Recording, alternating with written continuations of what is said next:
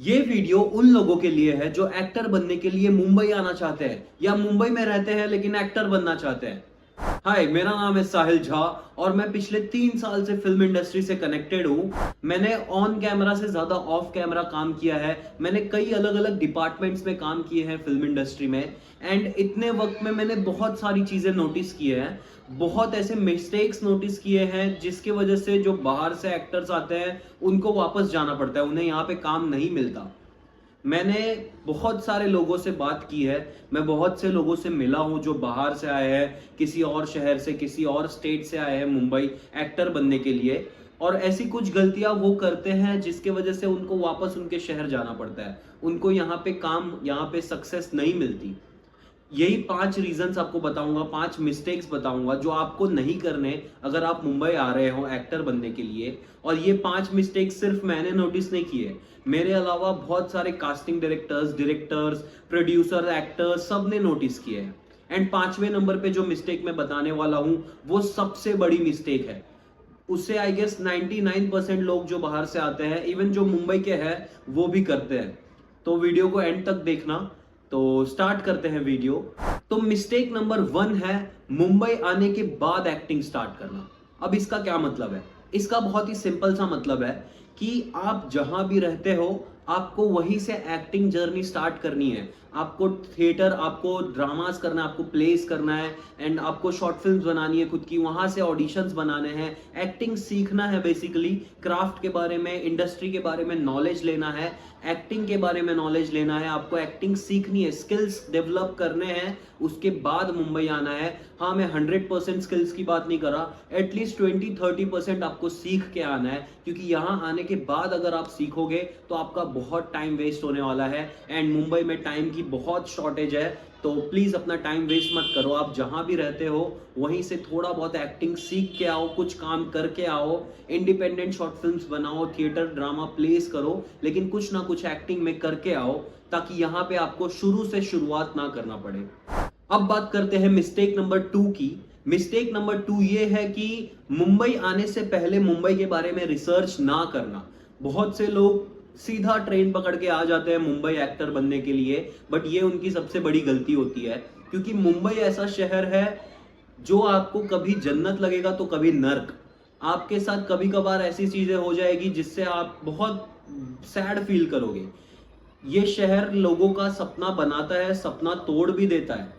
तो ये शहर के बारे में आपको पहले नॉलेज लेना है, पहले रिसर्च करना है, क्योंकि यहाँ पे किसी को किसी से मतलब नहीं है। यहाँ हर इंसान भाग रहा है, यहाँ पे किसी को किसी के लिए टाइम नहीं है। आप किसी को एड्रेस भी पूछोगे तो वो आपको इग्नोर करके चला जाएगा। तो ऐसी कुछ लाइफ है यहाँ पे। इस वजह से आपको पहले मुंबई के बारे में रिसर्च करना है कि आपको ट्रैवल कैसे करना है, यहाँ पे रहना कैसे है, खाना क्या है, किस जगह क्या होता है, कैसे ट्रैवल करना है, ये सारी चीजें रिसर्च करो। उसके बाद मुंबई आओ। आप डायरेक्टली आ जाओगे बैग उठा के तो यहाँ पे आपको बहुत ही अकेला फील होगा एंड आपको आधा डिप्रेशन, आई गेस वहीं से शुरुआत हो जाएगी डिप्रेशन की, कि आपको यहाँ पे कोई भाव नहीं दे रहा, कोई किसी से बात ही नहीं कर रहा है यहाँ पे। ये सारी चीजें यहाँ पे होती है, तो मुंबई के बारे में रिसर्च करके आना बहुत जरूरी है। तो अब बात करते हैं तीसरे मिस्टेक की। तीसरा मिस्टेक भी इंपॉर्टेंट है। यहाँ पे आने के बाद कनेक्शंस ना बनाना। अब इसका क्या मतलब है? कनेक्शंस बनाना कितना इंपॉर्टेंट है फिल्म इंडस्ट्री में, आपको ये चीजें पता होंगी। और कनेक्शन का मतलब सिर्फ कास्टिंग डायरेक्टर से कनेक्शन, सिर्फ एक्टर से, सिर्फ प्रोड्यूसर्स से कनेक्शन, ये नहीं होता।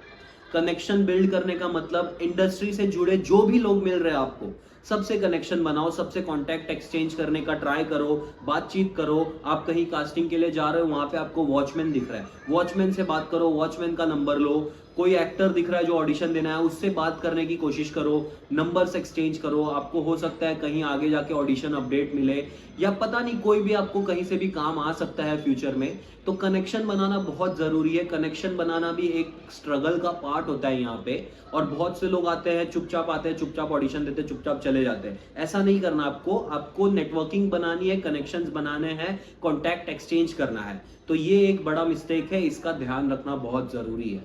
अब चौथा मिस्टेक की बात करते हैं। तो फोर्थ मिस्टेक है मुंबई आने के बाद घर ढूंढना। घर ढूंढना एक बहुत ही बड़ा टास्क है मुंबई में।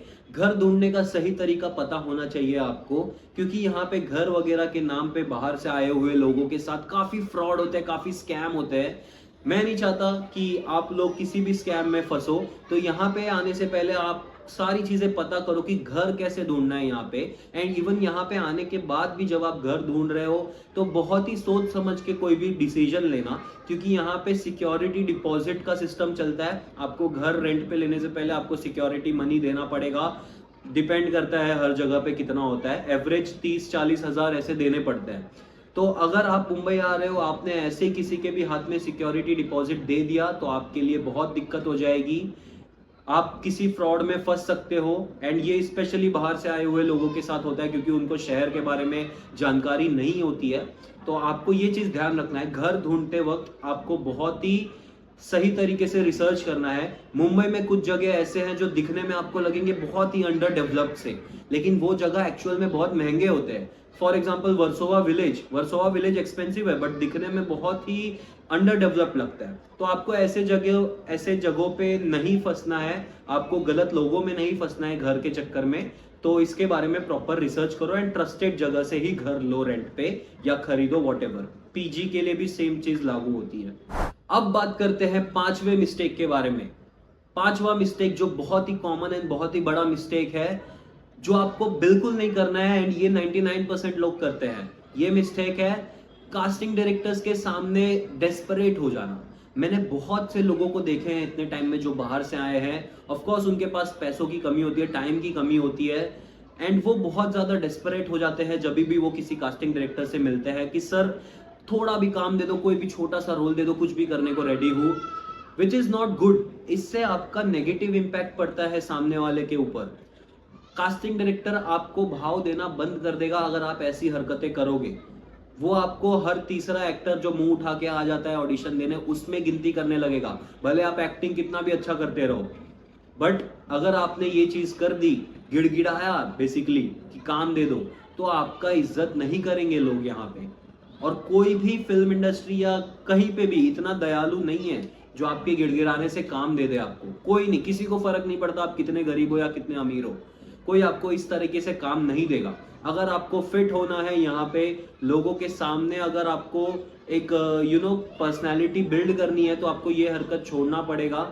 आपको खुद का ऑरा खुद बनाना है लोगों के सामने, एक कॉन्फिडेंट पर्सनैलिटी, एक पावरफुल पर्सनैलिटी बन के जाना है। क्योंकि एट द एंड आप एक कलाकार हो, आप एक आर्टिस्ट हो, सामने वाला एक आर्टिस्ट है, वो आपको काम देगा, उसके बदले आपको पैसे मिलेंगे क्योंकि आप उसका काम करके दे रहे हो। तो आपको गिड़गिड़ाने की कोई जरूरत नहीं है यहाँ पे। तो ये एक बहुत ही बड़ा मिस्टेक है। आपको कॉन्फिडेंट रहना, हमेशा गिड़गिड़ाना नहीं है, डेस्परेट नहीं होना। आई नो सबके प्रॉब्लम्स होते हैं, बट ये चीज करने से उल्टा असर होगा, आपको काम नहीं मिलेगा, उल्टा आपका नेगेटिव इम्पैक्ट पड़ जाएगा।